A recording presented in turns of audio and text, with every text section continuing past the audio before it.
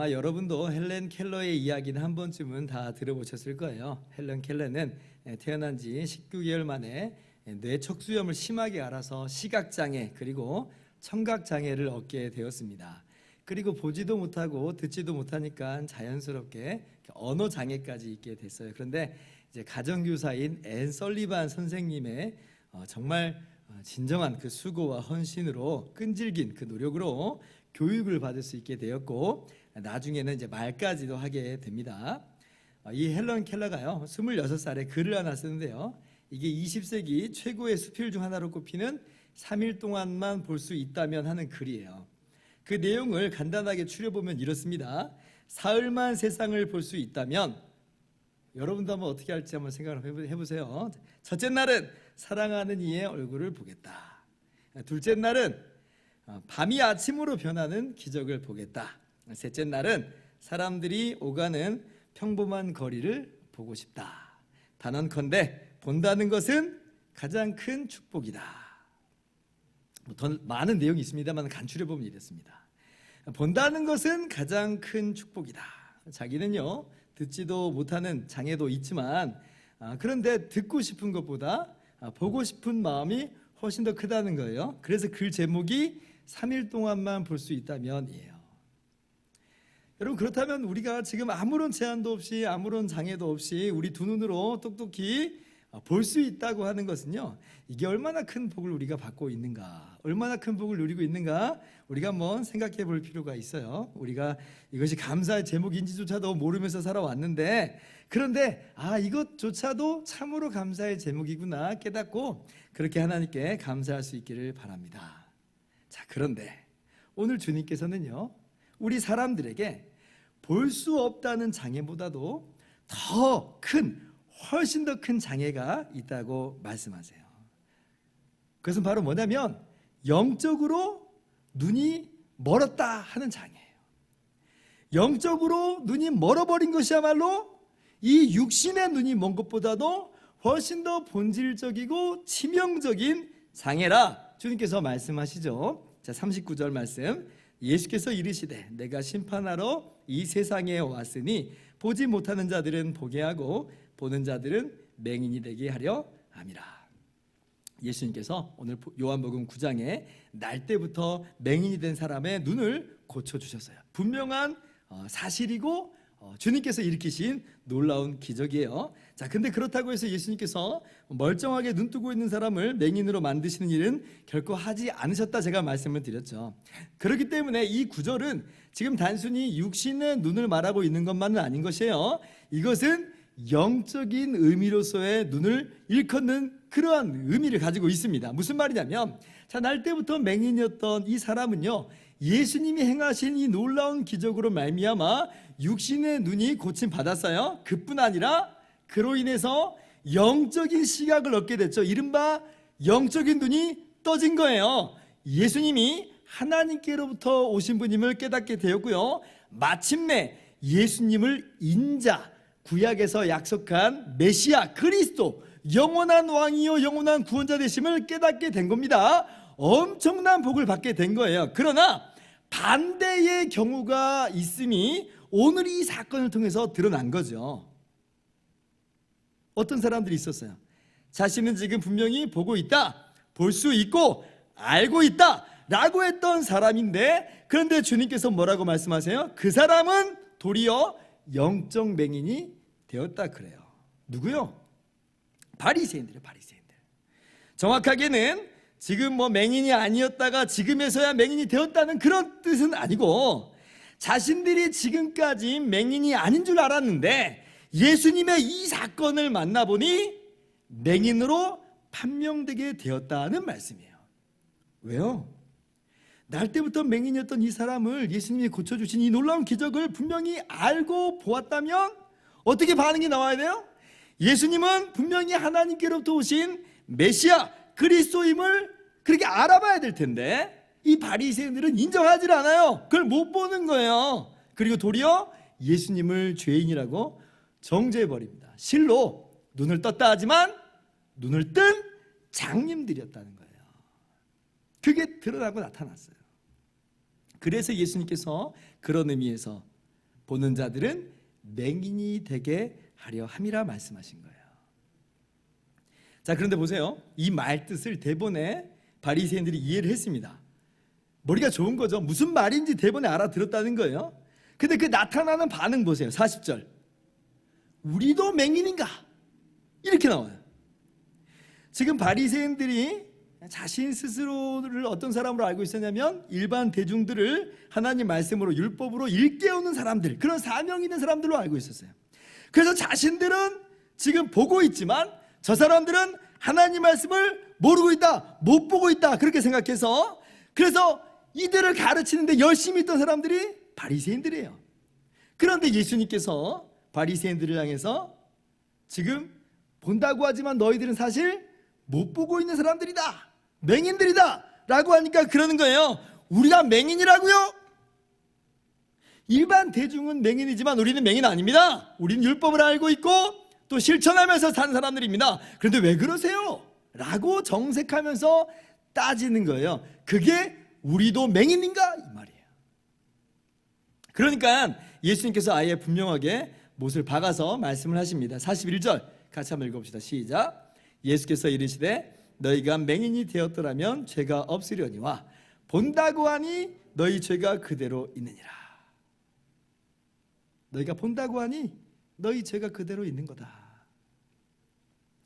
이 말씀은 두 가지로 해석될 수 있는데 이런 뜻입니다. 첫째는 너희가 차라리 앞을 못 보는 육신의 맹인이라면 그러면 그것은 그저 앞 못 보는 것으로 끝일 뿐이고 또 오늘 이 맹인을 날 때부터 보지 못했던 이 맹인을 예수님께서 고쳐주신 것처럼 고침받을 가능성이라도 있을 텐데 그러나 너희가 나는 율법의 선생인 체 하면서 스스로 보는 사람이라 하니 실상 너희는 눈뜬 장님이요 따라서 여전히 죄인이다 라고 선언하신 거예요.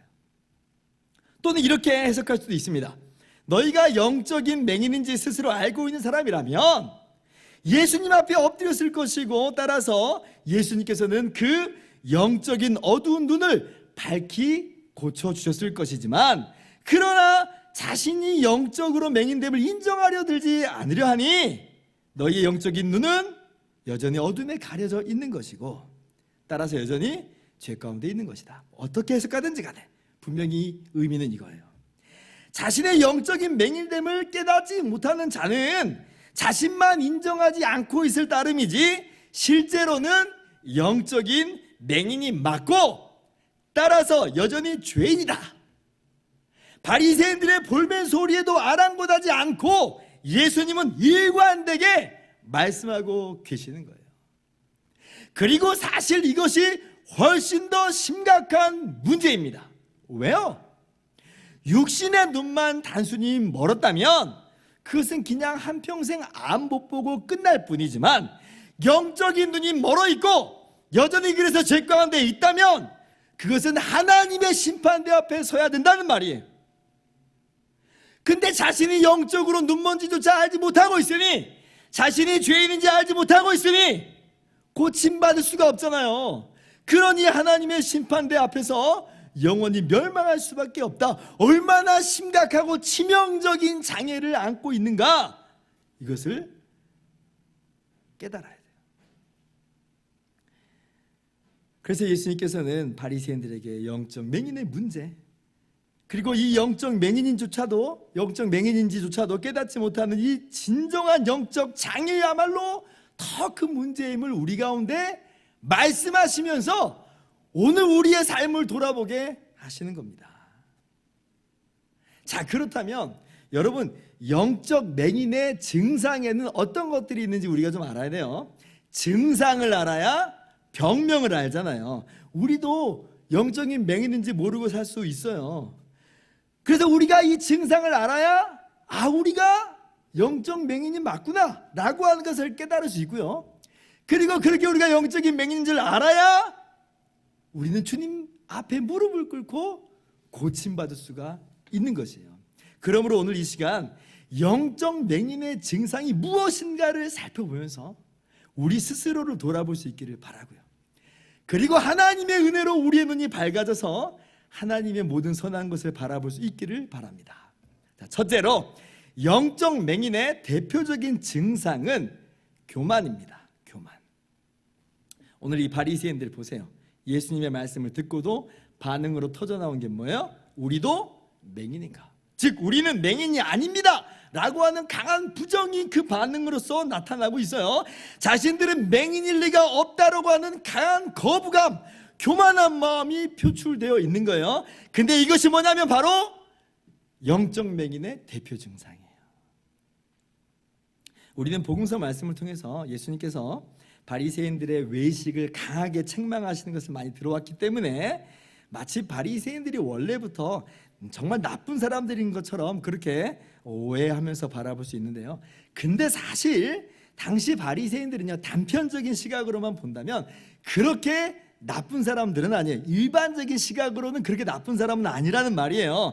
오히려 바리새인들은 일반 백성들의 폭넓은 지지와 신임을 받고 있는, 존경받는 사람들이에요. 율법 선생들이고, 그리고 그 율법을 실제 삶으로 실천하려고 애썼던 활동가들입니다. 물론 그 중에는 정말 겉과 속이 다른 그러한 나쁜 사람들도 있었겠지만, 어떤 바리새인들은 겉과 속이 일치해서 그래서 율법의 수호자들로 살기도 했어요. 대표적으로 누가 있냐면 바울 같은 사람이 그랬죠.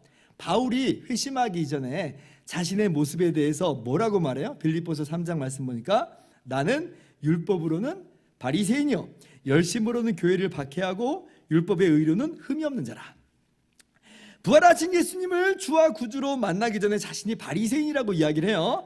그런데 어떤 바리새인이라고 말하고 있는 거예요? 율법의 의로는 흠이 없는 자라. 그러니까 우리가 생각하는 소위 정말 겉다르고 속다른 그런 부류의 그러한 사람은 아니라 하는 거예요. 자신들의 수준과 이해 속에서는 율법을 지킨다고 애를 쓰는 사람들이었다는 것이 이 바울의 고백입니다. 여러분, 그러나 그렇다고 해서 바울이 영적 맹인에서 예외였느냐? 아니요, 전혀 그렇지 않죠. 자신의 입으로 말하잖아요. 나는 교회를 열심히 박해했던 사람이다. 자신도 못 봤던 사람이다. 자신도 눈이 어두웠던 사람이다 라고 이야기를 하고 있는 거예요. 그래서 주님께서 바리새인들을 향해서 외식하는 자들이라고 책망하신 것은 단순히 겉과 속이 다른, 그렇게 행실이 다른 사람이라고 하는 그런 뜻으로만 말씀하시는 게 아니에요. 더 깊은 의미를 담고 있어요. 어떤 의미냐면 자신이 정말 죄인인 줄을 인정하진 않고 자신 스스로는 의롭다라고 여기는 그 교만, 그 자기의, 그것까지도 포함해서 너희들은 외식하는 자다라고 말씀하시는 거예요. 자신들이 죄인인지를 부인하고 의인한 채 하니까, 죄인인 주제에 의인한 채 하니까, 그러니까 외식이 맞는 거예요. 겉과 속이 다른 게 맞죠. 자, 그래서 예수님께서 바리새인들을 향해서 당신들은 영적인 맹인들이 하니까 바리새인들이 거기에 발끈하는 거예요. 우리도 맹인인가? 우리는 맹인들이 아니고 죄인들도 아니다. 교만이에요, 교만. 이게 바로 영적 맹인의 대표적인 증상이죠. 그러나 우리도 이런 바리새인들의 모습이 우리들의 모습으로 나타나는 것은 아닌가 돌아볼 필요가 있어요. 우리도요, 우리 스스로 죄인됨을 인정하지 못하고 있다면, 또는 죄인이라고 하는 설교를 들을 때 아니 내가 무슨 그렇게 죄인이라고 하면서 발끈한 마음이 쑥 올라온다면 오늘 바리새인들의 모습과 전혀 다를 바가 없어요. 이때는 우리가 깨달아야 돼요. 아, 내가 바리새인처럼 똑같이 영적 맹인의 증상을 가지고 있구나. 그렇다면 나도 정말 영적 맹인이 맞구나. 아니 목사님, 교만하다고 다 영적 맹인이라는 근거가 있습니까? 아니 그리고 실제로 나는 살면서 그렇게까지 나쁜 죄는 지으면서 살았다고 생각하지 않는데 그렇게 막 죄인이라고 맹인이라고 몰아세우는 거 너무 심한 거 아닌가요? 예, 뭐 그런 의미를 가질 수 있어요. 아마 바리새인들도 오늘 예수님 말씀을 듣고 그런 질문을, 그런 의문을 가지고 있을 수 있을 거예요. 자, 그렇다면 우리가 성경으로도 들어가 봐야 되겠습니다. 왜 교만이, 왜 자기의가 영적 맹인의 증상일 수밖에 없는가?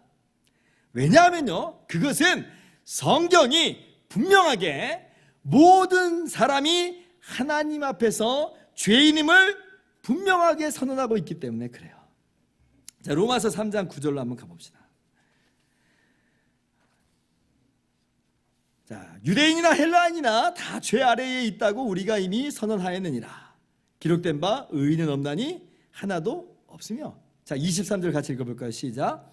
모든 사람이 죄를 범하였음에 하나님의 영광에 이르지 못하더니.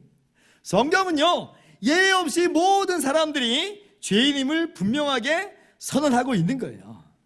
자, 그런데 성경은 분명히 죄인이라고 말하고 있는데 정작 자기 자신은 자기 의로 말미암아 나는 그렇게 죄인 아니란 말이에요 하면서 발끈하고 교만하다고 하는 것은 그게 뭐예요? 하나님 말씀을 그대로 받아들이지 못하고 있다는 말 아니겠어요? 자신이 성경 말씀을 따라 죄인임을 인정하면서도 동시에 자기 의로 말미암아 스스로 교만하다는 것은요, 그것은 양립이 불가능한 거예요. 그럴 수가 없어요. 성경의 진리 안에서는 우리 안에 우리 자기 의라는 것이 자리 잡을 수가 없다는 거예요. 어떻게 그런데 우리가 교만할 수 있느냐? 불가능하다. 그래서 자기 의로 교만하다는 것은요, 대번에 우리가 딱 알아야 돼요. 아, 이게 지금 영적 맹인의 증상이구나. 영적 맹인의 증상이구나. 자, 그럼 이번에 우리가 실제로 정말 죄를 짓지 않았기 때문에 나는 의롭다라고 생각할 수 있겠잖아요. 그것도 한번 따져봐야 되겠잖아요. 근데요, 이렇게 제가 말씀드리면 대번에 뭐 그렇다고 제가 실제 죄를 안 짓는다는 얘기는 아니고요, 아마 그렇게 한 발 뺄 거예요. 그렇잖아요. 세상에서 누가 감히 자기 입으로 나는 죄를 한 번도 진 적이 없어요 그렇게 말하시는 사람이 어디 있겠어요. 자, 그런데 말로는 나는 그렇게 죄 안 짓는 사람 아니라고 하지만, 죄 안 짓는 사람 없다고는 하지만 심리적으로는 어때요? 그래도 나는 그렇게 죄 지으면서 산 적 없다는 말입니다 라고 심정적으로 생각하는 거예요. 자, 그러니 그런 교만에서 여전히 헤어나오려고 하질 않아요. 자, 근데 그것도 한번 성경 안에서 들어가 봐야 돼요. 도대체 성경이 말하는 죄의 기준은 뭐냐? 우리가 그걸 잘 몰라서 나는 그렇게 죄인 아니라고 그렇게 나서는 것일 수 있거든요. 성경이 말하는 죄의 기준을 우리가 분명히 알아야 돼요.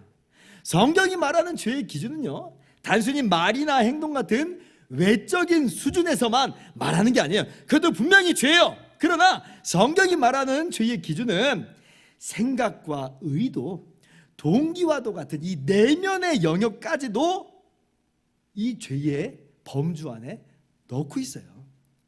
생각과 의도와 동기로 죄를 짓는 것만으로도 이미 하나님 앞에서는 죄 짓는 거라 하는 거예요. 이것이 바로 성경이 일관적으로 계속 우리에게 말씀하는 바죠. 예수님께서 산상수훈에서 분명하게 말씀하시기를 형제에게 노하는 자마다 심판을 받을 것이고 이렇게 말씀드려요. 그래서 사도 요한이 그렇게 받아서 요한 1서에 뭐라고 말해요? 그 형제를 미워하는 자마다 살인하는 자니 살인하는 자마다 영생이 그 속에 거하지 아니하는 것을 너희가 아는 바라. 그렇게 가르칩니다. 형제를 향한 분노, 미움, 증오, 이런 것들이 말이나 행동으로 지금 나온 건 아니잖아요. 그러나 그렇다고 해서 그게 죄가 아니라는 말이 아니라 주님께서 말씀하세요. 그러한 마음, 생각, 그 의도 자체까지도 이미 하나님 앞에서 죄를 범한 것이다. 음욕의 경우도 주님께서 마찬가지라고 말씀하시죠. 마태복음 5장 28절 보면 음욕을 품고 여자를 보는 자마다 마음에 이미 가늠한 것이다 말씀하세요. 음욕이라고 하는 것은 그저 내적 영역일 뿐인데, 내적 영역의 죄일 뿐인데, 그러나 그것도 하나님 앞에서는 변명과 핑계가 될 수 없다. 얼마 전 인터넷에서 한 작가가 이 본문을 가지고 이런 글을 남긴 걸 봤어요. 음욕을 품은 채로 여자를 바라보면 그건 죄고, 여자를 바라봤는데 그냥 음욕이 생기면 그건 죄가 아니다. 그건 자연스러운 현상일 수 있다. 뭐 이런 식으로 쓴 거예요. 제가 무슨 말이고 무슨 의도인지는 알겠어요. 나도 모르게 그냥 불쑥 그런 마음이 드는 거 어떻게 하냐는 거죠. 그것까지 죄라고 하면 세상에 죄 아닌 게 어딨냐고 하는 것, 어디 있겠냐고 그렇게 항변하는 거예요. 마치 그냥 내 머리 위에 종달새가 날아다니는 것, 그것까지는 내가 어떻게 할 수 없는 것 아니냐라고 지금 말하는 거고, 그냥 내 머리 위에서 둥지만 틀게 하지만 않으면 돼 라고 하는 의도에서 글을 쓴 거예요. 그러나 사실은 그것도 역시 비겁한 변명일 뿐입니다. 물론 그런 음욕들이 우리 머리에 둥지를 틀게끔 하면 절대로 안 돼요. 정말 이 부분에 있어서 우리가 치열하게 싸워야 될 내용입니다. 그러나 음욕이라는 생각 자체도 죄라고 하는 것을 인정할 필요가 있어요. 여러분, 음욕이라고 하는 이 생각 자체를 누가 한 것이냐, 이걸 따지고 들어가 봐야 돼요. 누가 그렇게 생각을 한 것이고 누가 그래서 책임이 있는 거냐? 아니, 상대방이 그 생각을 집어넣어 준 거예요? 아니잖아요. 아니, 마귀가 집어넣어 준 거예요? 분명 마귀가 그렇게 유혹은 하지만 생각이라고 하는 그 자체는, 그 주체는 의심할 여지 없이 나예요. 나 자신. 이건 단순히 그냥 종달새 같이 나 외에 다른 그러한 부류가 외적인 대상이 내 위에서 왔다 갔다 하는 수준이 아니라고 하는 거예요. 생각은 내 거예요, 내 거. 근데 그런 생각이 불쑥 튀어 올라온다는 것은 우리의 범죄, 우리의 책임이 맞다는 말이에요. 그래서 그런 생각이 튀어 올라온다는 것은요, 그만큼 내가 밑바닥 마음에서부터 더럽혀져 있는 것이구나 하고 나와야지, 그걸 그냥 내가 생각한 건 아니야, 그냥 떠오른 거야, 그냥 마귀가 넣은 거야 라고 하는 것은요, 자신의 생각의 주체성, 자신의 인간성 자체를 부인하는 것에 불과합니다. 마귀에게 그냥 책임 떠넘기는 그런 변명과 핑계죠. 아니에요. 우리에게 책임이 있는 거예요. 주님께서는 사람들에게 본질적으로 죄가 그 내적인 영역에서부터 생각해야 되는 것임을 말씀하고 있는 거예요. 구약 성경의 10계명에서도 마찬가지죠. 10번째 계명이 뭐예요? 탐내지 말지니라. 탐내지 말지니라. 탐심이라는 것은 그냥 내적 영역의 죄일 뿐인데 그것이 분명히 하나님 앞에서 죄다라고 말씀하고 있어요. 여러분, 이것이 바로 성경이 말하는 바예요.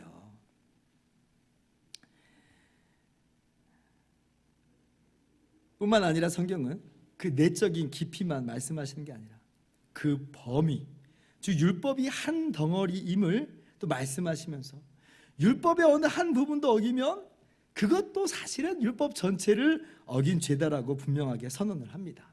야고보서 2장 10절 말씀 봅시다. 자, 누구든지 온 율법을 지키다가 그 하나를 범하면 모두 범한 자가 되나니. 11절 같이요. 간음하지 말 또한 살인하지 말라 하셨은즉 내가 비록 간음하지 아니하여도 살인하면 율법을 범한 자가 되느니라. 자, 율법이 지금 각 조항으로 되어 있는 것이긴 하지만 그러나 그렇다고 해서 그것을 그냥 조각으로만 생각하면 안 된다는 말이에요. 율법은 사실 한 덩어리로 보아야 된다는 겁니다. 그 한 덩어리에 여러 단면들이 각 조항으로 나타나는 것으로 보는 것이 율법을 제대로 바라보고 있는 거예요. 그래서 하나를 어기면 전부를 어긴 것이다 라고 말씀하시는 것이죠. 그래서 우리가 나는 이건 잘했고 이거는 못했어 라고 그렇게 볼 것이 아니고, 어느 한 부분에서 우리가 무너져 버렸다면 이것은 나의 썩을 대로 썩은 나의 죄성이, 나의 전 존재가 죄인됨이 이렇게 나타나는 것이구나 라고 우리가 알아야 된다는 거예요. 자, 이렇듯 성경이 말하는 죄의 기준은 우리가 그렇게 쉽게 생각하는 나는 죄인 아니라고 그냥 쉽게 넘어가는 거하고는 전혀 다르다는 것을 알아야 하는 거예요. 이것이 바로 하나님 앞에서 우리의 실체라고 하는 것을 깨달아야 한다는 거죠. 자, 그럴 때 우리가 똑바로 알게 되잖아요. 그러면 어떻게 우리가 교만이라고 하는 것을 가질 수 있겠냐는 거예요. 어떻게 우리가 자기 의로 살 수가 있냐는 거예요. 없다는 겁니다. 없다는 거예요. 교만이라고 하는 것이 영적인 맹인의 증상이라는 것을 우리는 부인할 수 없이 깨닫게 되는 것입니다. 혹시 여러분의 삶 가운데서 교만이 불쑥 튀어나옵니까? 자기 의가 불쑥 튀어나오나요? 그러면 그때 깨달아야 돼요. 영적 맹인의 증상이구나. 여러분, 제가 오늘 교만하지 말자 이런 이야기를 말씀드리는 게 아니에요. 교만이라고 하는 우리 자신의 현재의 모습을 보면서 내가 영적인 맹인이라는 걸 깨달으라는 거예요. 바리새인들처럼 우리가 맹인이라고요? 그게 아니고 나도 맹인이군요 라고 깨달으라는 거예요. 그걸 알아야 겸손한 모습으로 주님 앞에 엎드릴 수 있고, 그럴 때에 주님께서 우리의 영적인 눈을 고쳐주시는 은혜를 우리 가운데 주신다는 거예요. 그러한 은혜가 오늘 이 시간에 여러분에게 임하기를 주님의 이름으로 축원합니다. 둘째로 영적 맹인의 대표적인 증상은 뭐냐면 다른 사람들을 판단하고 정죄하는 거예요. 판단하고 정죄하는 거. 이것은 교만의 또 다른 단면이기도 한데요. 자신을 향해서는 자기 의로 나타나는 것이고 다른 사람을 향해서는 판단하고 정죄하는 것으로 나와요. 오늘 바리새인들이 우리도 맹인이라고요? 라고 따져 물은 것을 곰곰이 한번 생각해 보세요. 이 말 안에는 나는 저 사람과는 다른 사람이요 라고 하는 비교 의식이 자리 잡고 있는 것을 우리가 발견할 수가 있어요. 저 사람들이 맹인이라는 건 뭐 그럴 수 있다고 하지만 나는 저 사람들과는 다르단 말입니다. 나는 저 사람들보다는 훨씬 나은 사람들이란 말입니다 라고 하는 게 우리도예요. 우리도 자신들은 다르다는 거죠. 이렇게 자신을 높이는 반면 다른 사람들은 낮춰보는 이 바리새인들의 모습이 이 34절에 이미 여과 없이 드러나 있는 것을 우리는 볼 수가 있어요. 자, 34절 보세요. 그들이 대답하여 이르되 네가 온전히 죄 가운데서 나서 우리를 가르치느냐 하고 이에 쫓아내어 보내니라. 자, 날 때부터 맹인이었던 사람이요, 예수님은 하나님께로부터 오신 분이라고, 하나님께서부터 오시지 않았다면 나의 눈을 고치시지 못하셨을 거라고 그렇게 담대하게 말하니까 바리새인들이 거기에 반박을 제대로 못해요. 고작 하는 게 뭐냐면, 아니 이 사람이 엊그제까지 맹인이었던 주제에 네가 뭘 안다고 라고 하는 거예요. 또 다른 표현으로 말한다면 죄 가운데 태어난 주제에 이제 좀 눈 좀 떴다고 어디서 가르치려 드려? 이런 말이에요. 맹인의 이 이치에 맞는 고백에 귀를 기울이는커녕 맹인을 뭐라고 몰아붙이냐면 너는 죄 가운데 났던 사람이라고 그렇게 폄하하고 판단하고 정죄를 해버려요. 무슨 뜻이에요? 지금 눈을 뜨고 있는 자신들은 그런 죄 가운데 태어난 사람이 아니라는 겁니다. 너하고는 다르다는 거예요. 그 당시에 죄 때문에 이 맹인으로 태어났다라고 하는 그런 일반적인 이해 속에서 바리새인들이 일방적으로 그렇게 판단하고 정죄를 해버리는 거죠. 자신들은 의롭고 너는 죄 가운데 태어난 자다. 언뜻 보면 바리새인들이 바리새인들의 말이 일리가 있어 보이죠. 사실 이 맹인이었던 자가 지금까지 쌓아놓은 무슨 선한 행실이 어디 있어요? 지금 이 맹인이었던 사람들이 무슨 쌓아놓은 학벌이 어디 있어요? 지금까지 구걸하면서 간신히 생계를 연명했던 그런 정말 말할 수 있는 자격조차 없는 그런 사람인 것 같아요. 상대적으로 바리새인들이 월등하게 훌륭하게 삶을 살아온 게 맞다고 그랬잖아요. 그러나 아까도 말씀드렸다시피 더 깊은 하나님의 기준으로 볼 때는 바리새인들도 매한가지일 뿐인데, 근데 바리새인들이 깨닫지 못하는 거예요. 너는 죄 가운데 태어난 사람이고 우리는 다르다. 교만과 자신의 의로 충만해 있으니까 그냥 이 사람들을 깎아내리고 찍어 누르는 거예요. 찍어 누르는 거예요. 사실 주님께서 말씀하신 이 외식이라고 하는 의미가 바로 여기에 또 있습니다. 자기 자신은 말씀을 기준으로 해서 자기 자신을 제대로 돌아보진 않으면서 다른 사람에 대해서는 그 말씀을 가지고 쉽게 판단하고 정죄하기를 일삼는 것, 잣대 자체가 다른 것, 그것이 바로 외식의 모습이다. 자신들이 정말 죄인인 줄 알면 그렇지 못할 텐데 바리새인들은 자신들이 의인인 줄 아니까 너무나도 당당하게 판단하고 정죄하고 그렇게 하고 있다는 것입니다. 그리고 이것이 뭐라고요? 영적 맹인의 대표적인 증상이다. 그래서 우리 한번 생각해 봐야 돼요. 나의 삶 가운데서, 우리의 삶 속에서 내가 다른 사람들을 쉽게 판단하고 정죄하는 모습이 불쑥 튀어나오면 그게 뭐라고요? 내가 영적 맹인이라고 하는 증상이라는 거예요. 거기에 대해서 그것이 바로 증상입니다라고 말하면, 아니 우리가 맹인이라고요? 할 것이 아니고 내가 영적 맹인이 맞구나 라고 깨달아 알아야 돼요. 그러나 우리는 그렇게 우리 자신을 돌아보지 않고 자꾸 다른 사람들만 바라보면서 저 사람들은 죄인이 맞고 나는 그렇게 죄인 아니야, 이런 식으로 자꾸 생각을 해요. 주님께서는 바리새인과 세리의 비유를 통해서 이렇게 비교하고 판단하고 정죄하는 이것이야말로 정말 영적 맹인의 치명적인 증상임을 분명하게 가르쳐 주십니다. 누가복음 18장 9절을 보면 주님께서 이렇게 말씀을 시작하세요. 또 자기를 의롭다고 믿고 다른 사람을 멸시하는 자들에게 이 비유로 말씀하시되. 자, 자기 의로 인한 교만도 교만이지만 그 또 다른 증상이 뭐라고 말하는 거냐면 다른 사람을 멸시한다는 거예요, 지금. 그래서 11절을 보면 바리새인들이 서서 따로 기도합니다. 뭐라고 기도해요? 이미 따로 서 있다는 것은 나는 너와 다르다는 거예요. 자, 하나님이여 나는 다른 사람들과 토색 불이 간음을 하는 자들과 같이 아니하고 이 세리와도 같이 아니함을 감사하나이다. 아니, 지금 하나님 앞에 섰을 때 자신의 삶만 가지고 기도할 일이지 자꾸 계속해서 다른 사람과 비교하고 있고 그렇게 해서 다른 사람들을 판단하고 있고 정죄하고 있어요. 정죄하고 있어요. 근데 그에 반해서 세리는 어떻게 기도하냐면 하나님 나를 불쌍히 여기소서 나는 죄인이로소이다 하고 가슴을 치면서 감히 하늘을 향해서 눈도 제대로 들지 못하고 기도해. 그럴 수밖에 없는 게 세리는 정말 자신이 봐도 죄를 짓는 삶을 살고 있으니까. 자, 그런데 정말 놀라운 건 뭐냐면 주님께서 뭐라고 선언하시냐. 14절 말씀이에요. 같이 한번 읽어봅시다. 시작. 내가 너희에게 이르노니 이에 저 바리새인이 아니고 이 사람이 의롭다 하심을 받고 그의 집으로 내려갔느니라.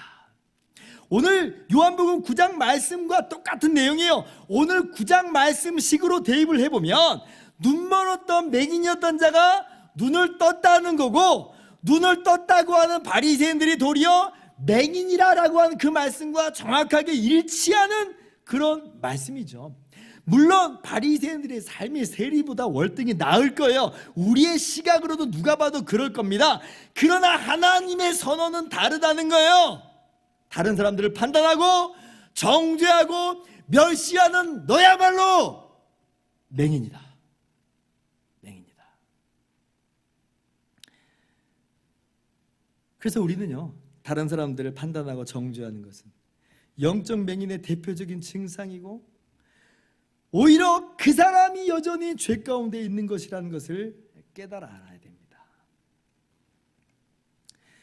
저도 여기서 예외가 아니라고 하는 것을 제가 이번 주에 경험한 한 사건 통해서 다시 한번 확인을 하게 됐습니다. 이번 주에 금요철야 기도회 때 제가 설교 PPT를 넘겨야 될 일이 급하게 생겼어요. 평상시에는 다른 목사님이 넘기시는데 이번 주는 이제 제가 넘긴 거죠. 근데 지금 목사님이 안 계셔서 제가 말씀드리는 게 좀 뭐할다고 생각할 수 있지만 해주시고 들어주세요. 자, 근데 전에는 이 목사님이 가끔 PPT를 넘기는데 좀 실수하는 거예요. 왜냐하면 제가 부탁한 일이 많거든요. 그러니까 이것저것 동시에 하다가 보니까 종종 실수를 해요. 그리고 그때마다 제 마음속에서 어떤 마음이 불쑥 떠오르냐면 좀 집중 좀 하시면 좋을지, 왜 저렇게 자꾸 틀리실까, 나라면 안 그럴 텐데 라면서 그렇게 정말 생각했어요. 여러분 비밀로 해주세요. 그런데 제가 어저께 PPT를 넘기다가 대형 실수를 했어요. 성경 다른 구절을 띄우고 또 그거 제대로 찾겠다고 스페이스 키를 얼마나 많이 눌렀는지, 그래 한 번만 아니라 두세 번을 연달아 그러면서 제가 깨달았어요. 내가 범인이구나. 내가 범인이구나.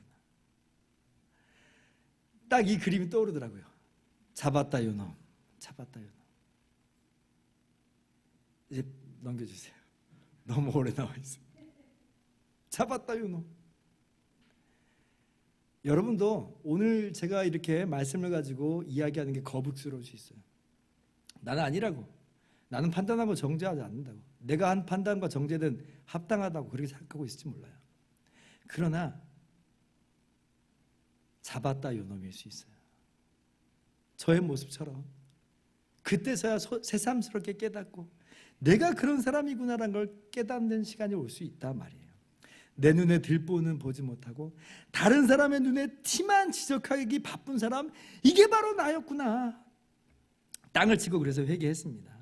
너무나 쉽게 다른 사람들을 판단하고 있고 정죄하고 있는 내 자신 세상 발견하게 된 거죠. 여러분, 이것이 바로 영적 맹인의 대표적인 증상이라고 하는 거예요. 그러나 오늘 제가 말씀드리는 건 그래서 판단하지 말고 정죄하지 말자가 아니에요. 그렇게 들었다면 오늘 설교 잘못 들은 거예요. 제가 정말 드리는 말씀은 내가 영적 맹인이 맞구나라고 하는 것을 깨달으라는 거예요. 내가 바로 그런 사람이구나. 그렇게 내가 영적 맹인인 줄을 깨달을 때에 주님께서 우리를 고쳐주신다니까요. 주님께서 우리를 회복시켜 주세요.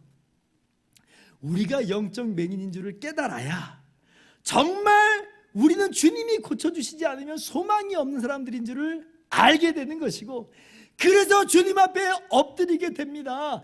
그래야지 주님께서 우리를 고쳐주시고 회복시켜 주세요. 여러분, 이러한 은혜가 오늘 저와 여러분 가운데 가득히 임하기를 주님의 이름으로 축원합니다. 이제 말씀을 마칩니다. 결국 우리의 고백은 우리도 맹인이라고요? 이렇게 되어서는 안 될 것이에요. 이것은 바리새인들의 모습이었어요. 끝까지 맹인으로 남아버린 바리새인들의 모습이에요.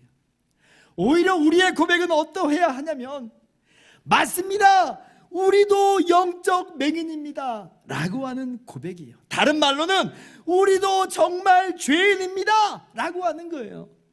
그러면요, 상한 심령을 멸시하지 않으시는 하나님께서, 맹인의 눈을 고쳐주신 예수님께서 우리를 받아주시고 우리를 고쳐주세요.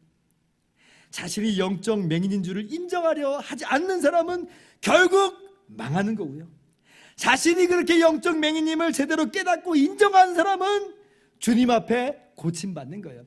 그래서 진짜 핵심은 뭐냐면, 내가 영적 맹인이냐 아니냐가 아니라 그것을 알고 있느냐 모르고 있느냐예요. 여러분, 오늘 이 시간 모두 다 내가 영적 맹인인 줄을 깨닫고, 내가 정말 죄인인 줄을 깨닫고, 정말 주님이 고쳐주시지 않으면 소망이 없는 자인 줄을 발견하여 그렇게 주님 앞에 항상 나오시고, 그리고 주님으로 말미암는 놀라운 치료와 회복을 경험하신 여러분 모두 되기를 주님의 이름으로 축원합니다. 기도하겠습니다.